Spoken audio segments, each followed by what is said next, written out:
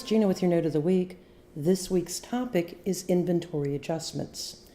Inventory adjustments are used to fix quantity for things that may have been stolen or damaged, or maybe something you gave away as a donation.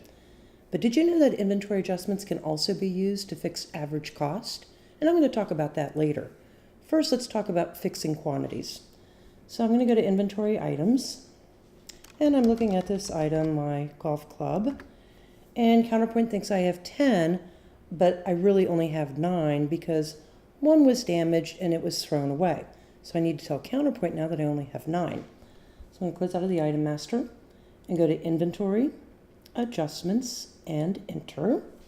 I'm going to type in the item number. You can look it up as well. Now press your enter key twice, 3 times. I strongly recommend attaching an adjustment reason code to your adjustments for reporting purposes.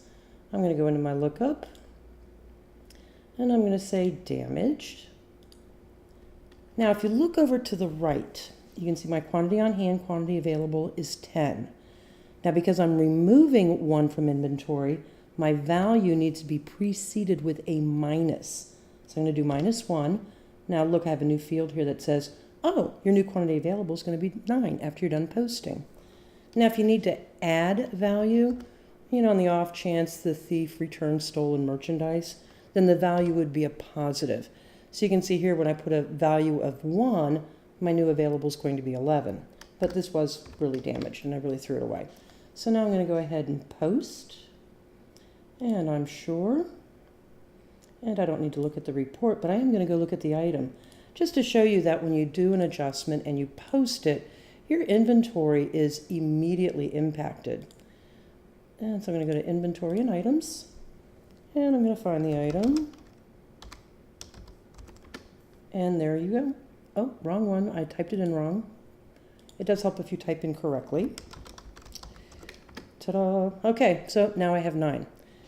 Now, another reason you can use inventory adjustments is for fixing your average cost. So this happens in real life where during receiving, someone intended to receive 1,000 units at $1 each, and they accidentally reversed the fields and received 1 at 1,000. And I just so happen to have that kind of mistake that was made in receiving. So it was for my bananas. So here's my bananas. And because this was received incorrectly, my last cost is 1,000. But more importantly, when I run a sales report, which cost of goods sold, look to your average cost, it looks like it's costing me $1,000 to sell the banana, which is not true. So we can fix this. Very simple. What we have to do is first bring the item value down to 0 using a quantity adjustment. Then we're going to bring in the correct quantities at the correct average cost. So I'm going to go back to inventory and adjustments and enter. And I'll just do a lookup for my banana. And there it is. And I'm going to enter. I'm going to assign a reason code for reporting purposes, receiving mistake. And I'm going to bring the value down to 0 by entering a -1 because I only currently have 1. And I'm going to go ahead and post this. Next, I'm going to bring the item back in at 1,000 units with an average cost of 50 cents. So I'm going to do another lookup, enter. I'm going to select a reason code. Go to the cost field. Now this is going to be a positive value. So I really have 1,000 units and the cost is 50 cents a unit. So now I'm going to go ahead and post. And let's go back and take a look at the item master. So back to inventory items. And let's find the banana. Now notice the adjustment did not fix last cost. So I'm going to go down here to inventory, but it did fix average cost. And the important part about that is, again, your cost of goods sold look to average cost, not last cost.